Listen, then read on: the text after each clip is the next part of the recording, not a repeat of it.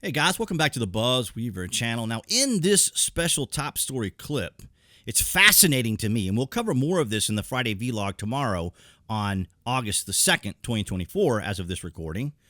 You'll see the dramatic and amazing shift in the attitude and the disposition and the messaging that's being put out by the media. And of course, as we see this change, as I show in the 538 polling, Real Clear Politics polling, and just the messaging with rallies and so forth that Kamala is doing, it is dramatic, the change that we're seeing by the establishment. Now, I pose this question to others.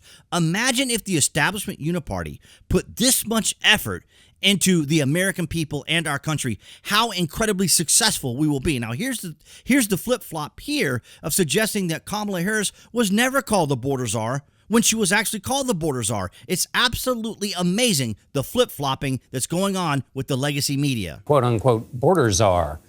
Vice President Harris was not a border czar. Meantime, Vice President and border czar Kamala Harris facing some backlash. What he said about Harris and immigration was not true. She was never appointed border czar. And this will be her first visit to the U.S.-Mexico border region since she was appointed as the border czar by President Biden. People are going to have to counter the misinformation. You already hear folks talking about the border czar. She wasn't the border czar. President Biden tapped Kamala Harris, Vice President Kamala Harris, to be the border czar. Now, she wasn't the border czar. That's what Republicans labeled her. They were very critical of Kamala Harris, especially in her role as border czar. Now what she's up against is folks lying about her border record, calling her a border czar. Kamala Harris, who was appointed as the border czar. The Biden team didn't declare her the border czar. They wanted her to work on kind of the root causes of immigration. There has been so much criticism against Kamala Harris. You know, she was the border czar. Calling her sort of the border czar, which wasn't necessarily the case. So the border, if they weren't planning to address it in a major way, do not make her your border czar.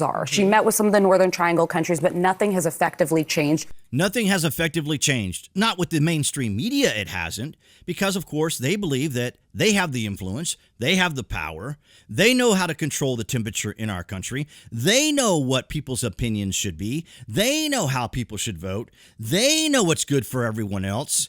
And here is a perfect example of them flip-flopping back and forth on their own reporting.